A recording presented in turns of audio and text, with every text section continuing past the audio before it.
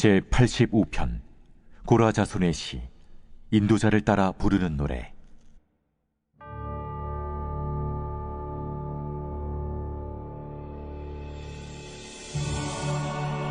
여호와여, 주께서 주의 땅에 은혜를 베푸사 야곱의 포로된 자들이 돌아오게 하셨으며 주의 백성의 죄악을 사하시고 그들의 모든 죄를 덮으셨나이다.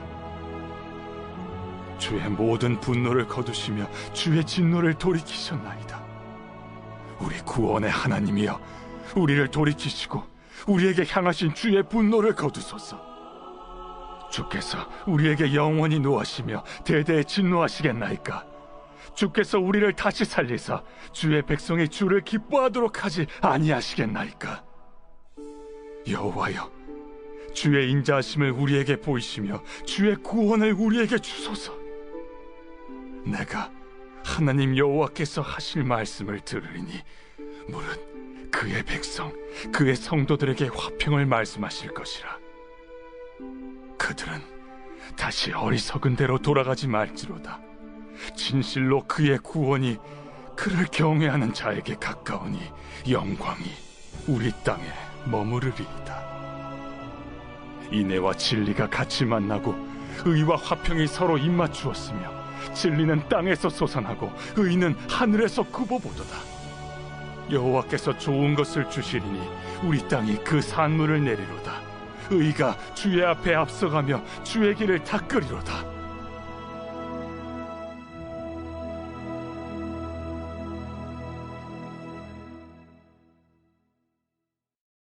오늘 본문은 남유다의 멸망과 함께 이방 땅의 포로로 사로잡혀 갔던 이스라엘 백성들이 포로 생활을 끝내고 고국으로 귀환한 것에 대하여 감사하는 찬양시입니다.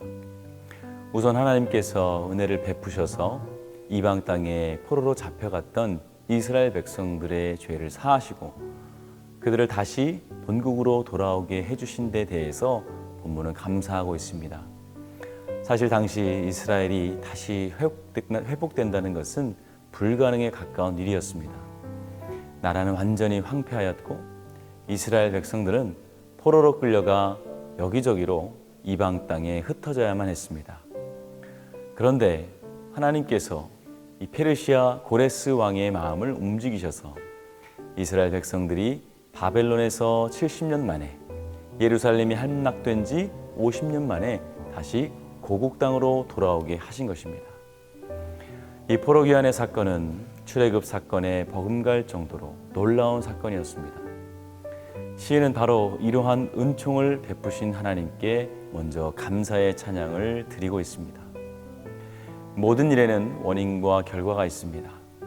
이스라엘이 70년간 포로 생활을 하였던 것은 죄의 결과였습니다. 그리고 지금 이스라엘 백성들이 다시 고국으로 돌아올 수 있었던 것은 하나님이 그들의 죄를 용서하신 결과였습니다. 그렇기 때문에 그들은 하나님의 용서와 은혜에 감사하지 않을 수 없었던 것입니다.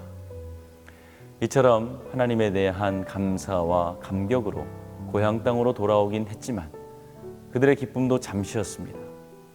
그들이 돌아온 고향은 그들이 생각한 것보다 더욱 황폐해져 있었습니다. 뿐만 아니라 다시 나라를 재건하려는 그들을 계속해서 방해하는 적대적인 세력들이 있었던 것입니다. 이러한 상황 가운데 백성들은 다시 하나님께 기도합니다. 본문 4절에서 7절 말씀을 통해서 하나님, 우리의 죄를 완전히 사해 주시고 우리를 회복시켜 달라고 간절하게 기도합니다. 그리고 8절과 9절의 말씀을 통해서 이제 다시는 하나님을 떠나지 않을 것이며 그로 인해 하나님이 우리를 회복시켜 주실 것임을 선포하고 있습니다. 이어지는 10절에서 13절 말씀을 통해 자신들을 축복하실 하나님에 대한 확신과 감사를 가지고 하나님을 찬양합니다.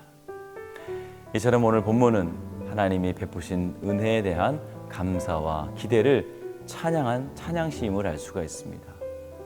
여기서 사용된 은혜라는 말의 원어의 뜻은 부모가 자녀에게 갖는 깊은 애정을 나타낼 때 사용하는 말입니다. 부모는 자녀가 아무리 잘못을 하고 못난 짓을 할지라도 순간적으로는 미워도 하고 매를 둘 수 있지만 영원히 그렇지는 않습니다. 오히려 한 번이라도 자녀를 모질게 훈계하고 나면 이 부모의 마음은 더 아픈 것이죠. 자녀가 징계로 인해 슬퍼하고 낙심하는 모습을 보면 더 마음이 속상한 것입니다. 그래서 훈계가 끝나고 나면 부모님들은 자녀를 꼭 안아주고 그들이 혹여나 마음의 상처를 받지 않을까 사랑으로 마음껏 표현해 주는 것입니다. 오늘 말씀이 바로 우리를 향한 하나님의 이와 같은 사랑을 잘 표현해 주는 말씀입니다. 하나님께서는 이스라엘이 미워서 그들을 이방의 포로로 보내신 것이 아닙니다. 완전히 버리신 것이 아니라 그 사랑을 잊지 않고 있다가 결국에는 다시 본토로 돌아오게 하셨던 것입니다. 우리가 하나님에 대해서 알아야 할 것이 바로 이것입니다. 하나님과 우리의 관계는 일반적인 인간관계나 계약관계가 아닙니다. 그것은 어떠한 말로 표현할 수 없는 사랑의 관계라는 것입니다.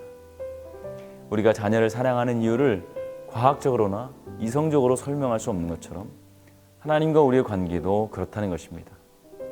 아무리 방탕한 자녀가 있을지라도 부모의 재산을 다 탕진하고 돌아올지라도 돌아오는 자녀를 버선발로 맞이해주는 이유가 무엇일까요?